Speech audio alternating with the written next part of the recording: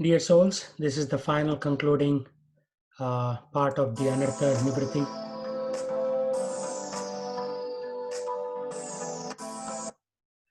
So, where do Anarthas arise from? So, I took these slides from His Holiness Rompad Maharaj's lecture given a couple of years ago. So, Anarthas can come from sinful activities, the five kleshas, such as ignorance, false ego, attachment, hatred, fear of death. From pious activities, addiction to enjoying results of pious acts, enjoyment of sattva guna things, the desire for liberation. So these are sometimes listed under the heading of kleshas. So they may, on the face of it, appear to be pious activities, such as, sattva guna, it's in the mode of goodness, and you want to get out of the material world, liberation. But still, the anarthas can come from these pious activities also. And anarthas can also come from offenses, generally nama prad. Nama in this case indicates or represents all the 9 limbs of bhakti.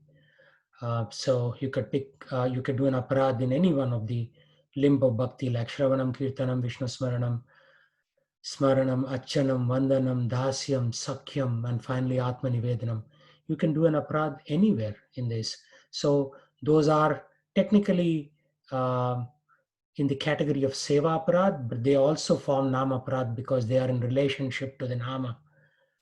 And then seva aparadas only when deliberately done. Like you can offer very good quality bhoga for Krishna, but all you offer is just patram pushpam phalam toyam. So which is good that you're offering something to Krishna, but if you're able to offer something higher, you should not offer something lower. And then offenses resulting from neglecting angas of bhakti out of enthusiasm. So it is technically not an offense because according to Canto 11 of Srimad Bhagavatam, if you are closing the eyes and running while eagerly pursuing the goal, you're still running in the pursuit of the goal. So it's not so much of an offense. And then you can also have offenses from bhakti. So you might be thinking, yes, I'm doing bhakti, but as a result, you may get, you may have a desire for material wealth. Oh, Krishna, I'm serving you so nicely, so why don't you promote me at work, for example, or for respect, position, fame, the puja, labh, pratishtha that we discussed in section 3 of the seminar. So, nama paradas, what are these? The most important nama paradas are Sadhu Ninda. So Sadhu Sangha is very good. Sadhu Ninda is very bad. It's like the mad offense, mad elephant offense, as they call it. So you may have animosity towards some sadhus, and they don't have to be very advanced sadhu. You may criticize them, you may show animosity or malice, intentional malice. So the remedy is you take shelter of that sadhu. A sadhu is any devotee, even if ill-behaved, not only a pure devotee.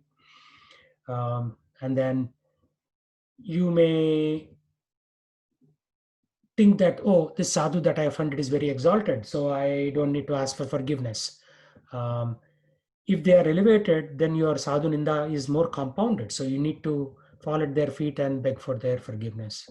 Second is pointing to a defect of one who has been offended does not minimize the offense. You can say, oh, I offended you because anyhow you do these things every Thursday, you do these things, and therefore I'm obligated or I'm even empowered to criticize you. No, that's wrong.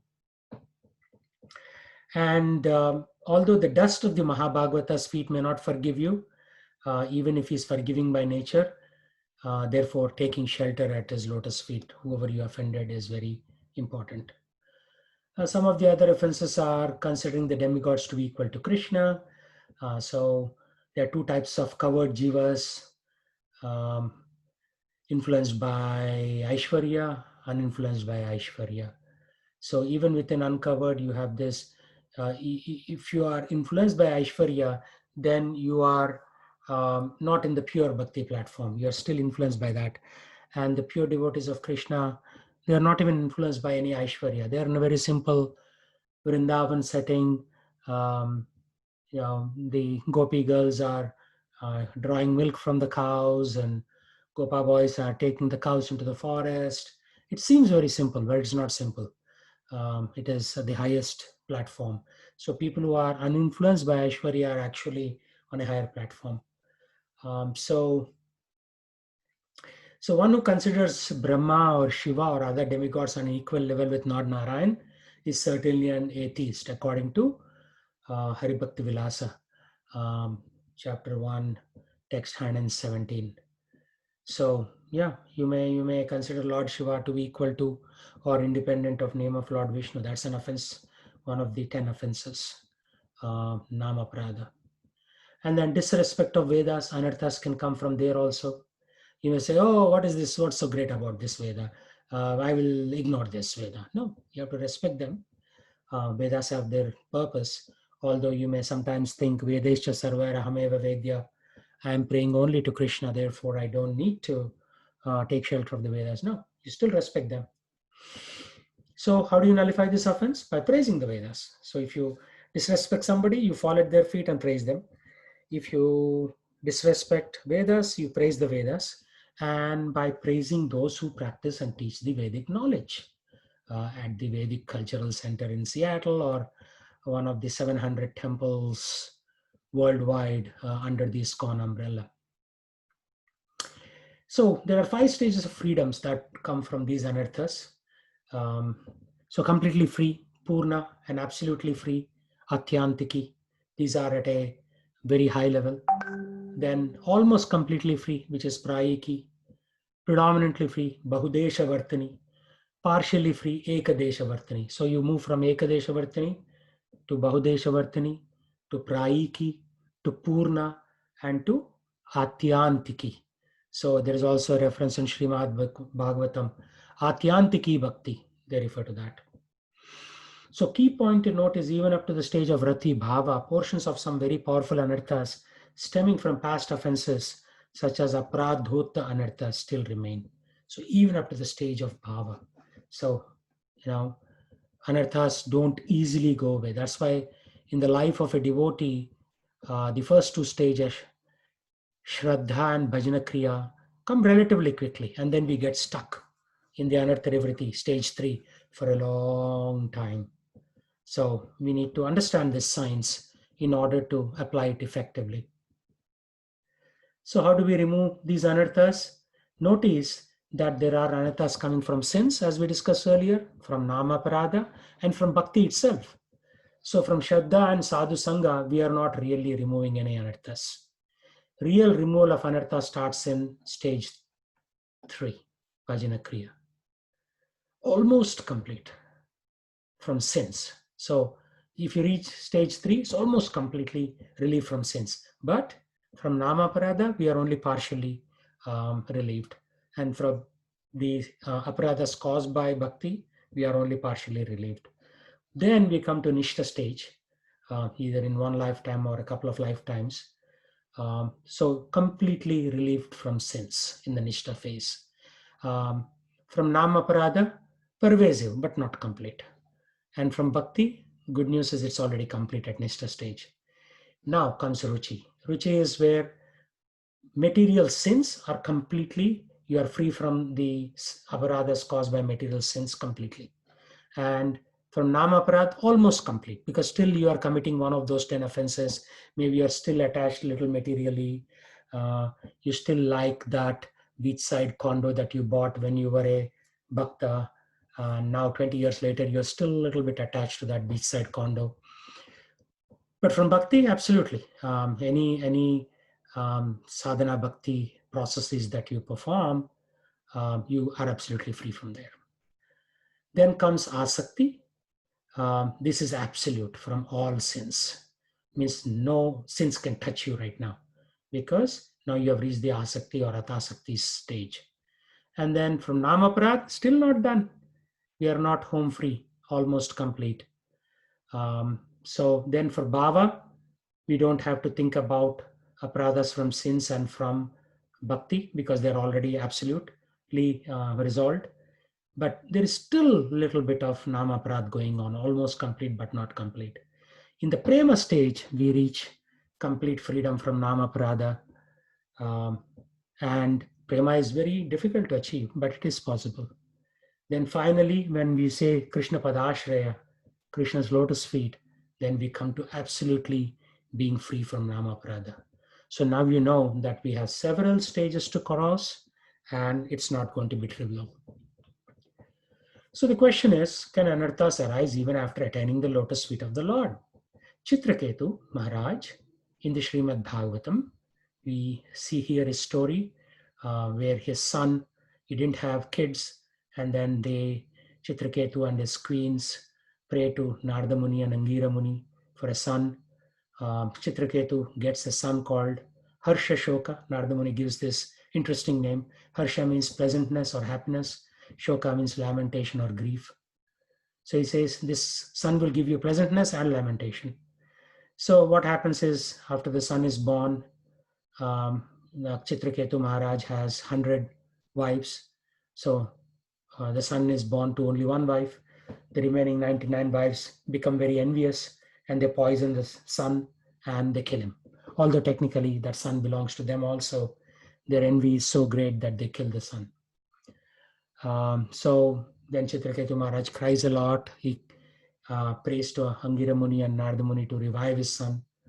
So they say, yes, we will revive, but the son will only come for a short duration. So they revive the son, and the son comes back, and then the mother and father, Chitraketu and the queen, go to him. And the son says, who are you? I don't know who you are. And Chitraketu says, I'm your father. This is your mother.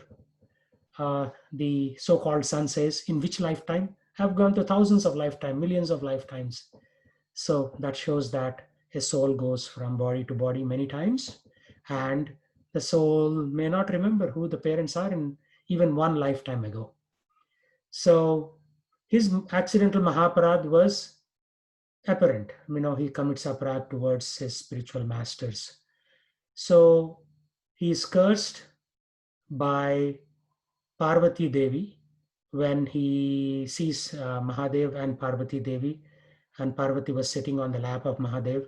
So Chitraketu makes a little fun of Lord Shiva. But Shiva is Vaishnavanam Yata Shambhu, so he's like the topmost Vaishnava. He doesn't matter, but his wife Parvati matters, or takes it to heart and curses Chitraketu to become a demon. So he becomes Vritrasura, and then he fights with Indra, and then he prays to Indra to kill him, to liberate him from his dirty Rakshasa body. So, although it looked like a Mahaparada, it was not a real Mahaparad because he was already in the Prema stage, even as Vritrasura, and he realizes that, and he was a devotee even in a demonic body. Now, let's talk about Jaya and Vijaya. Their apparent offense towards the four Kumaras was caused by their prema. They prayed that somehow or the other make us inimical, so that, oh Lord, you may enjoy the pleasure of fighting with someone. Who can fight with the Lord? Nobody, because Lord is all powerful. So one of his devotees will take the role of demons at some point to fight with the Lord. So for 3 lifetimes, the Jaya and Vijaya fight with the Lord, and again come back to their prema position as doorkeepers of Mahavishnu. So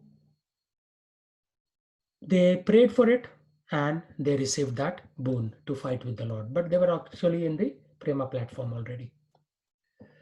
So somebody may have this doubt, have a doubt. How can there be any remaining anarthas for one who chants the holy name? Don't we know from Ajamil's story, Srimad Bhagavatam, that Ajamil chanted Lord Narayana's name, Ante Narayana Smriti, and therefore Vishnu Dutas came and fought with the Yamadutas.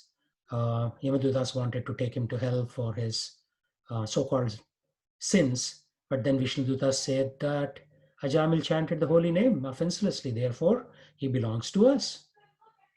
So the answer is that the holy name, being unhappy with the offenses made against it, does not manifest its power in the offender.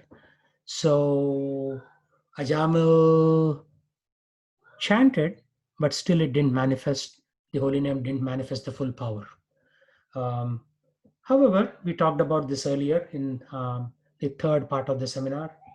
Yamadutas are powerless to attack such persons, because the once you take Krishna Nama Ashraya, you are outside the realm of Yama, even though you may have committed so many sins in the past.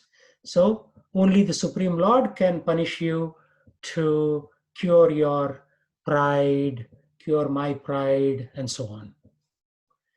So even so, the intervention by the Lord of Death, Yama, and any other means of purification cannot free from that anartha. So say Yamadutas take us to hell and beat us black and blue. Still, the purification of the soul is not happening, right? Temporary punishment is happening.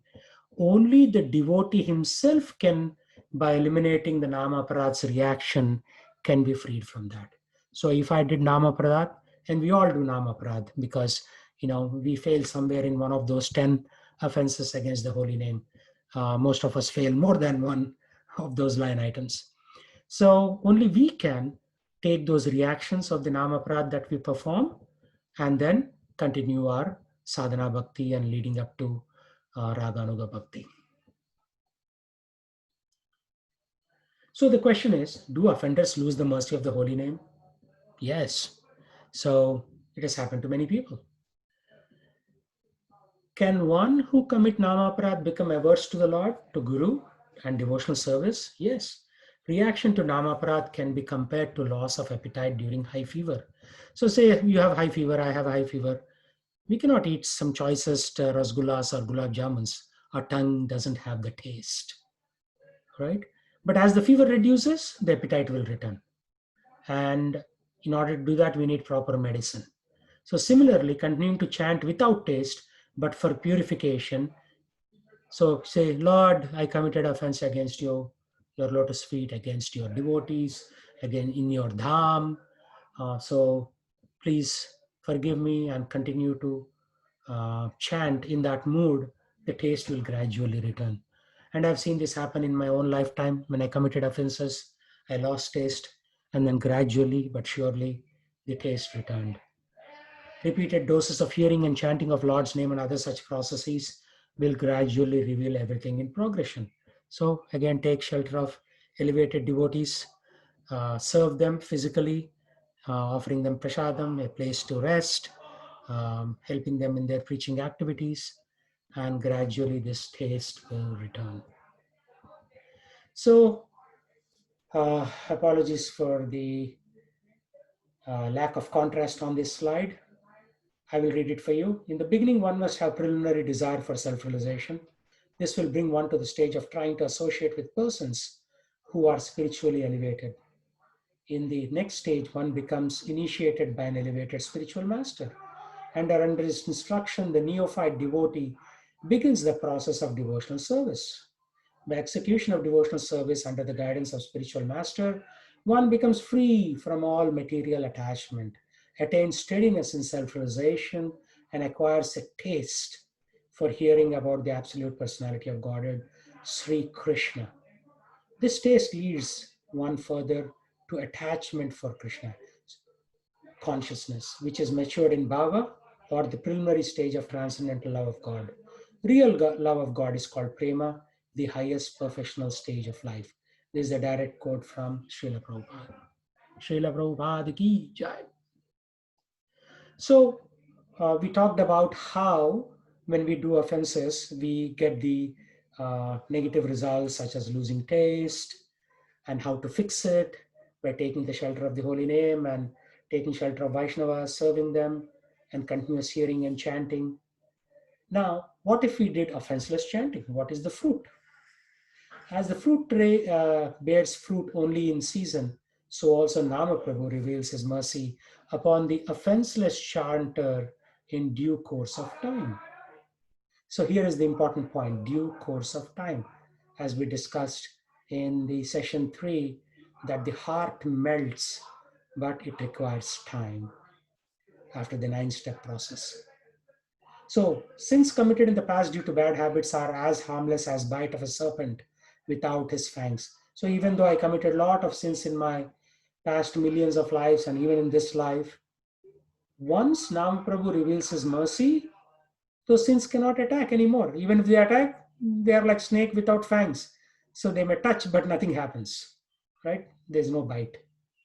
And sometimes people may say, oh, that elevated devotee is going through so much sickness. Well, according to Swami Prabhupada, sickness, lamentation, and other sufferings of a devotee are not due to prarabdha karma. Rather, the Lord is showing his special mercy. Yashyami anugrahnami means the Lord is showing special mercy to special souls, special devotees. So moving on, in conclusion, an offensive devotee may appear to suffer more than a non-devotee. Right? You may see the non-devotee is having too much fun, but their karma will manifest over 1,000,000 lifetimes or 10 million lifetimes. But a devotee, the Lord has directly taken charge of all of your karma, and therefore, to test us and to increase our humility, He will give sufferings, sometimes in a rapid fire manner. The masterful Lord may send such sufferings with the plan to increase such fortunate devotees' humility and his longing for the Lord. And I've seen this in my own lifetime. Sometimes things happen in rapid succession. And then you wonder, Krishna, what's going on? Yes, he is actually giving us suffering to increase our humility. And if my humility doesn't increase, more suffering is on the way. Because Krishna is masterful, very skillful. He is interested in the devotee, right? So he will work in that direction. So as His Holiness Navyogendra Swami once said, मैं एक बार पकड़ लेता हूँ किसी को तो छोड़ता नहीं. So once Krishna grabs some devotee that he likes, now he's not going to leave you. Kicking and screaming, he will basically ignore your kicking and screaming and he will take you to his abode. So when confronted with sufferings or reversals, an offensive person may lose taste, eye contemplation upon mercy within all devotional activities. Sometimes this happens. Like so there's so much suffering that you may say, oh, I don't think this devotional life is for me. Maybe I should just give up. But no, that is the true mettle of a devotee. So someone may argue that he never made any aparadhas. So why is he not getting the full mercy of the holy name? One word, offenses, aparadha. Aparadha are the reason why no symptom of prema are experienced when performing, hearing, and chanting. So, dear souls, this is Nama Anartha Nivriti. So, as Rompad Maharaj says, don't be Anartha Nivriti conscious. Oh, what Anarthas I have, how do I rectify? Just be Krishna conscious. The pile of Anarthas is intimidating, but Krishna is purifying. And the means of purification will take care of this huge pile of Anarthas. And we don't neglect non-practitioners, we just don't take guidance, right? So sometimes you may meet your uncles and cousins and nephews and so on. They are not practitioners. That's okay. But you just don't take guidance from them. We take guidance from the Vedas only as much as it aligns with the Srimad Bhagavatam and the Gaudiya Siddhanta of how to attain prema as described in the Madhurya Kadambini. And we don't take guidance from materialistic people also. So there are, like Rupa Goswami says, Atyahara Prayasya Janasangasya Laulyam Cha. So collecting more than necessary, unnecessary talks, overeating, accumulating lot of information, more than needed. All these bad habits will lead to destruction of bhakti. So we have to be very careful. And Narsimha Purana says that prostration before the Lord is the best of yajnas.